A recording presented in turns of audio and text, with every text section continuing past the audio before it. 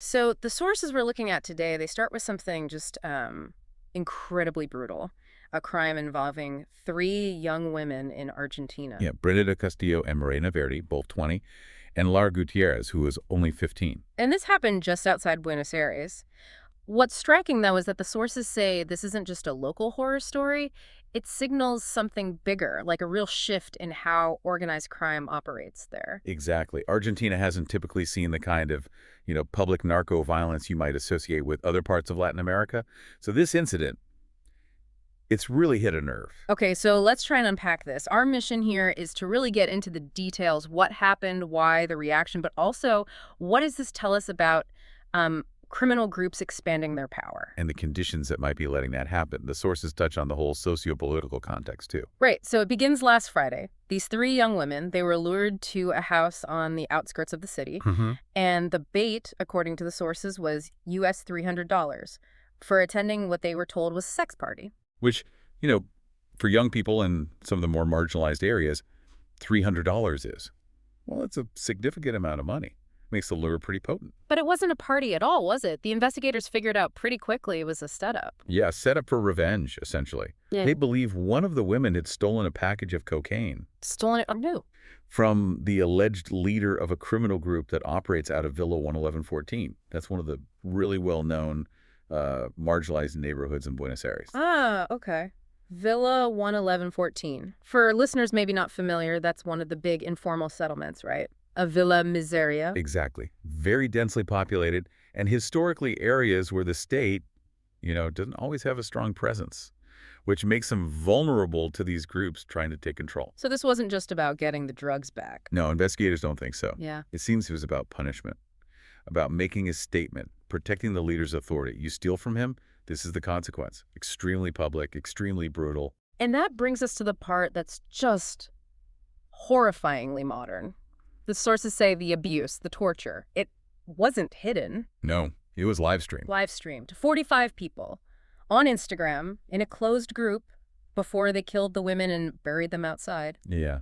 That digital element, it changes everything. It really does. Yeah. I mean, why Instagram? Even a closed group, why not the dark web? Or just, word of mouth like maybe in the past? What's the strategy there? Well, that's the really crucial thing to understand, isn't it? Criminal groups always look for the most effective way to project power, to make people afraid. Okay. Using a closed Instagram group is actually kind of brilliant in a terrifying way. Dark web might be too hidden, too niche. Rumors can get distorted. Right. But a closed Instagram group, first, you hit your target audience directly. Those 35 people are probably involved somehow, associates, maybe rivals, people they want to control.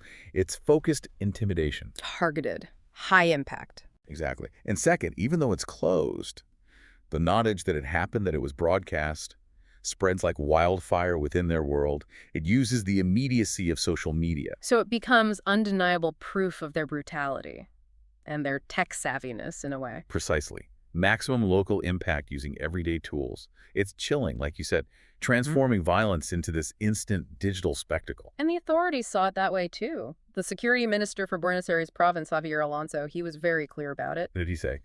He said the traffickers were, and I'm quoting here, trying to send a message. This is what happens to those who steal drugs from me.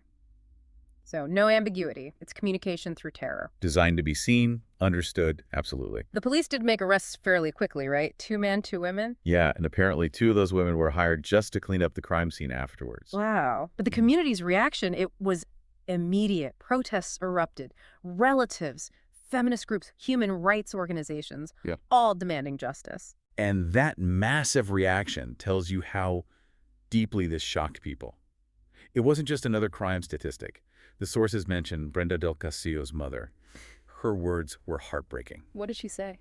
She said, "They took her away from me, and I want them to pay for what they did. I want everybody to pay." It's that collective sense of outrage, like a line has been crossed. Yeah, you can feel it. And this ties back to what you said earlier about Argentina not being used to this level of narco violence. Exactly. That's why it sent such shockwaves. Mexico, Colombia, Ecuador. Unfortunately, they've seen horrific things for years.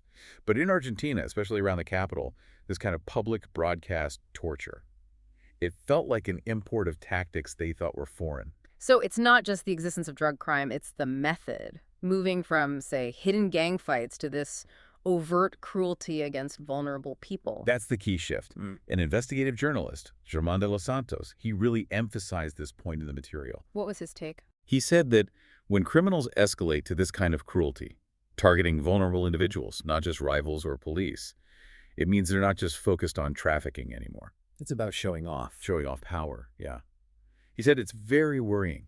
It suggests they're trying to impose total social control, replacing law with terror. And the sources say this wasn't totally out of the blue. People on the ground, like activists and church workers in these poor neighborhoods, they'd been sounding the alarm. They had. Warning about these crime groups expanding, getting stronger in vulnerable areas across Buenos Aires. This terrible event. It was maybe the most visible sign of something that had been growing for a while. Okay, so let's talk about why it might be growing. The sources link this to some broader factors, right? Socioeconomic ones. They do. There are claims detailed in the material connecting the rise of these groups and their success in recruiting to things like increasing poverty. And also, specifically, the sources mention alleged cuts in public services under the current president, Javier Milei. The argument presented is that this creates desperation, makes young people more vulnerable to recruitment by gangs. We should stress these are claims from the sources we're reporting on. Absolutely. And that point about the state pulling back or state absence is echoed very strongly by local groups. The Catholic Diocese of San Justo, that's the area where the women lived, they put out a statement. What did it say? They warned that when the state becomes absent, it essentially opens the door for a culture of destruction and death to grow and advance unchecked. The vacuum. Exactly. It's a pattern we see elsewhere. Drug mafias move in. They don't just sell drugs. They start to dominate daily life. They instill their own culture, their own rules, a true culture of delinquency and criminality, as the diocese put it, especially when people feel there are no other options. They become the alternative power structure, the employer, the lender, the enforcer. That's it. They fill the void. Which makes it incredibly hard for legitimate community groups to operate. We heard from activists near the crime scene, working at a soup kitchen. They confirmed seeing these drug groups expanding right there, but their own ability to offer kids an alternative. It's been hit hard. How so? Public funding cuts, they said. They just don't have the resources anymore to provide safe spaces, activities, anything to compete with what the gangs can offer, whether it's money or just a sense of belonging, however twisted. Yeah, there's that really stark quote from one activist who obviously didn't want to be named. What was it? They just said, without any resources, it's very difficult to compete with what the narcos are offering. It really sums up that imbalance, doesn't it? It does. When the state steps back and community groups are starved of funds, who steps in? The people offering cash, perceived protection, even if it comes at a terrible price. The recruitment just gets easier and easier for the criminal groups.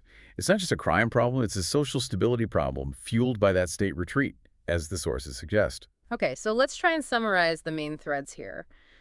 What this deep dive seems to show is, well, first, this deliberate use of extreme public violence like the live streaming as a calculated way to send a message. Yeah, a communication strategy based on terror, designed to assert dominance very clearly, very quickly. And second, this isn't happening in isolation. The sources argue that factors like poverty and alleged cuts to public services are creating the conditions for these groups to thrive and expand. Right, creating that fertile ground, that vacuum, where these brutal tactics become effective tools for controlling territory, even in places that used to feel safer from this kind of narco-violence. So thinking about that live stream element again, it leaves us with a pretty heavy question, doesn't it? One that goes way beyond Argentina. This group used a closed Instagram group, but with everyone everywhere using social media constantly. How does it change things when these platforms become tools for cartels and gangs? Yeah, I mean, how does that fundamentally alter the way fear works in a community? Even if a video is in a closed group, how fast does the knowledge of it spread? Does every phone screen potentially become, a source of intimidation? A potential threat vector, yeah. How does that digital layer reshape how people feel, how they behave, knowing that kind of violence can be broadcast, shared, even if they don't see it directly? Exactly. Yeah. That's something really important to reflect on as we think about this case and what it signifies for the future.